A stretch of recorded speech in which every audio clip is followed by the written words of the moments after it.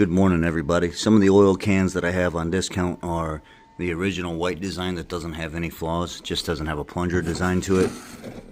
I've got some of these black ones that have some surface popping imperfections where there's been moisture in it and it pops a little bit. They're still more than fine. Some original design, nothing wrong with these at all. They're just the original design before I put the lines in. We've got some gray, original design, brand new white. These are all discounted. I've got the new design with a single plunger in the bottom. It's got some little popping marks. That's just where moisture's in it, and as it prints, it pops and leaves a little pop in the surface. They're just called what I call oopsie imperfections. Got a couple gray left with the little pops, but they're still normal. They're fine. There's no issue with them at all. Anyway, sold 3 of those yesterday.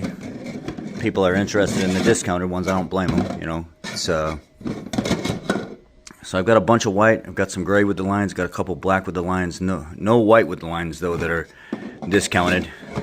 Seems the white is really starting to pick up. So 1, 2, 3, 4, 5, 6, 7, 8, 9, 10, 11, 12, 13, 14, 15, 16, 17, 18, 19, 20. I got about 20 of the discounted ones in the discounted category up on the page right now. And then, yeah, I've got some fresh white. What do I got in here?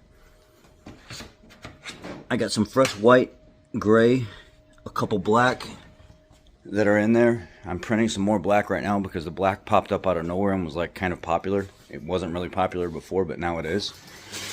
And it turns out great. And I'll give you a little sneak peek. I did a little update to what's coming out here soon. Not much is changing, but except we're adding something to the front of it, made in the USA, and a little bit of a different style plunger, but a little bit more of a clean thread in the bottom. You can't see right now, but a little bit more of a cleaned up thread area in the bottom. But that's not out right now. That'll be in the future. Really no different design to what I've already put out. Just tweaking it a little bit, trying to see if I like it. It does add a little bit more time. It does add a little bit more material. So I'm not sure if I'm going to go with this design yet or not, but we'll see. Jump on there, guys. I love the support. Thanks for being there.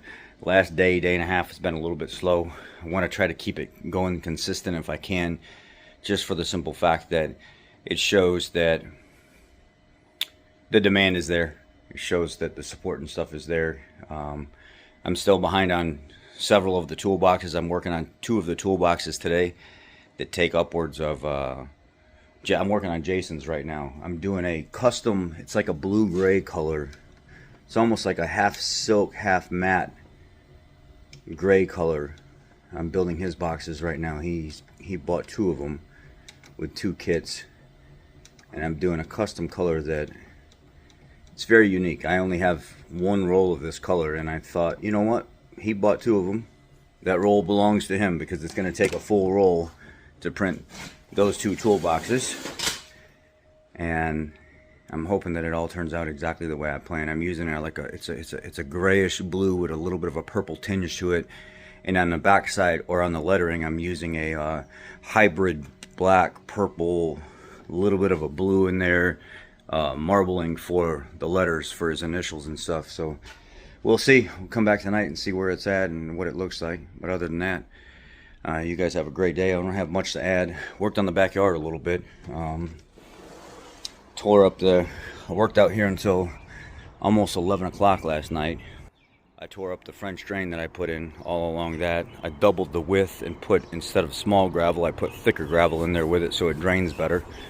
It did work last year, but I used the wrong gravel and I didn't make it wide enough so it could breathe and the water could come up in the French drain. So I redid all that last night. Stayed up until like I said, until like 11:30 out here working. So yeah, that pretty much consumed me. On top of that, trying to get prints and CAD files and trying to figure out why these cans are popping. The material is getting the little pop marks when we're printing. Come to find out, you have to do when it's been raining almost every single day like this and the moisture is above 30-40% every single day. This plastic will absorb moisture. It's not a fallacy like some people say. It will absorb moisture. And you have to dry it for almost 12 hours. You got to do 2 full cycles through. And that will pull the moisture out of it. And then when you're doing that, you print, you don't get those little popping marks. And it stops lifting from the bottom of your printing plate. So I probably went through 4 batches trying to figure out what I was doing wrong. I was cutting off the auxiliary fan in the printer. That seemed to help a little bit because it was blowing too much air on the print, while it was the auxiliary exhaust fan. That slowed the lifting and the warping of the bottom plate of the print down, but then you still had the popping. Well, then the popping, I'm trying to figure out, am I printing too fast? What am I doing here? Is it something with the file? Come to find out, no, it's the moisture level in the plastic. After I did the first cycle through for 6 hours, the popping got less. I did a second cycle through for 6 hours, which made it over 12 at that point. It's like 6.5 hours, so like almost 13 hours of drying. And then I threw it in the AMS up here, which has a drying capability on the AMS 2 Pro. I can dry in here. It's got a heater and an exhaust out the back. I threw that in for another 2 hours, so I dried for 15 hours total. Came out flawless. Not a single pop in the can at all.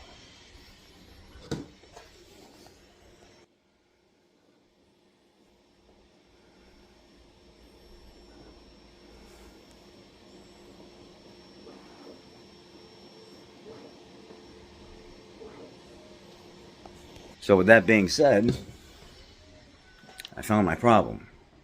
I have to spend extra time drying that I didn't really want to spend drying, but I'm going to have to. I've got no choice. Speaking of that, go ahead and throw these 2 dryers on while I'm here.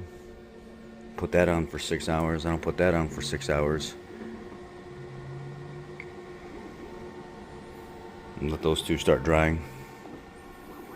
Finally got the moisture level down in the AMS without the dryer being on, down to 26%. I had it down to like 10% at one point, but 26% for something like PLA or whatever is fine. It's not a big deal. I'm printing PLA right now.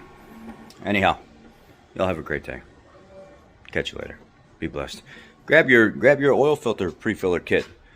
It's gonna be big, guys. I'm telling you right now. I mean, as soon as Ray puts it in his hands, and Aaron puts it in his hands, and Anthony does, and the Motor Oil Geek, Diesel Tech Chris, and DS Trucks, I'm telling you guys, there's so many ways that this thing can be used. I was thinking about it, and it's like, it can't only just be used to pre-fill filters. Side-mounted filters, as I displayed in the video, can be pre-filled. You just got to dump out the center and let it drain. There's still oil in the outside of the can. Top-mounted filters for Subarus and stuff is the same exact way. Just let it drain from the center upside down as much as you can. It'll stop dripping enough where you can spin it on and not make a mess, and there'll still be plenty of oil on the outside of the can. So all that stuff can be pre-filled. Canister filters, you're not going to pre-fill those. It's just, you're going to have to use flood mode. If you don't know what that is, I have a video on that. So does the Motor Oil Geek. So does other people. Flood mode will work. And then in the industrial guys, the big giant filters you guys are using out there on the construction equipment and stuff like that, where you have to sit there and just burp these things over and over and over again. The original way of Caterpillar and John Deere wanted you guys to do this is they wanted them pre-filled. But they wanted them pre-filled with an adapter that goes on the end of the filter to allow the oil to go in the right side of the filter and then be burped out of the middle. But nobody would do it. And there were still engine failures happening because people were negligent out in the field. Debris and stuff was getting in the filters, being out in the field. So they said, how about this? You guys just stop doing it because obviously you can't listen. You're not going to do it. And we're still experiencing engine failures because of lack thereof. So what we're going to do is say, just spin the filters on dry. Stop pre-filling them because you're not following protocol. We got patents on these things for a reason. Just put the filters on dry. We'll experience less engine failures that way than how you're doing it. Well, my tool screws onto that filter, and I think eventually I'm going to make a little square base for it so you can set the filter down in while you're pre-filling. And then you could have one hand on the pump, and you could have one hand pouring oil. And by the third or fourth pump, it's already sucking oil down in that filter fast. And those filters that used to take 4, 5, 6 minutes plus to fill, that are like half a gallon to a gallon of filter, this takes a minute, 2 minutes max, and you've already got all that oil sucked down in there and you're going off to the next job. It's just, it saves so much time, especially when it starts coming to industrial applications and off-road equipment and stuff like that. It saves so much time. And then if you're one of those diesel guys that make your own diesel and you're siphoning garbage out of like used motor oil and diesel and stuff that you like mix, a lot of people will take like used motor oil and gasoline, like stale gas from junkyards, and they'll mix it up, and then they'll dump it in with a certain amount of oil or something, blah blah blah, and they'll filter it all through a filter system. Well, once you mix that gasoline and stuff with that motor oil to break it all down, and it's got all that goop still in it, you could literally take this pump, run it into like one of those big giant industrial sized filters, pump the oil out of your container, or start pouring into the cup, pump it through a filter, and then bring it back out the other side of the pump into a fresh jug, and you've just pulled it straight through a filter, and you're not having to filter it through a sheet. You're not having to use a different type of pump. You've got vacuum assist on the back side of it, and it's pulling all that through, and that filter's catching all that debris, and you're actually filtering out your homemade diesel fuel through a filter. It's not rocket science. This thing can be used for so many different applications, and people really just don't understand. If you just had a vehicle come in and you're doing an oil analysis and you pull all the oil out of it and you don't get paid to change the oil and stuff like that, and you got to save the oil, or you pulled it all out and you got to do a consumption test and you're going to go put it back in, but you're not quite sure about the quality of the oil, but you're not getting paid for this $150, $200 European oil change, and you're on the fence about whether or not you should be putting new oil in there because your extended warranty company is not going to pay for it. Grab a filter, run this thing through the filter, and put it into a freaking open jug. You just filter that oil back out and dump that shit right back in that engine, and you're fine. You just filtered out that oil, cleaned it, put it right back in the engine. No harm, no foul. There's so many different ways you can do stuff with this. People just don't realize. Anyhow, y'all be blessed. Take care. Grab your kit down below. I'll have the link in the pinned comment and in the description of the video.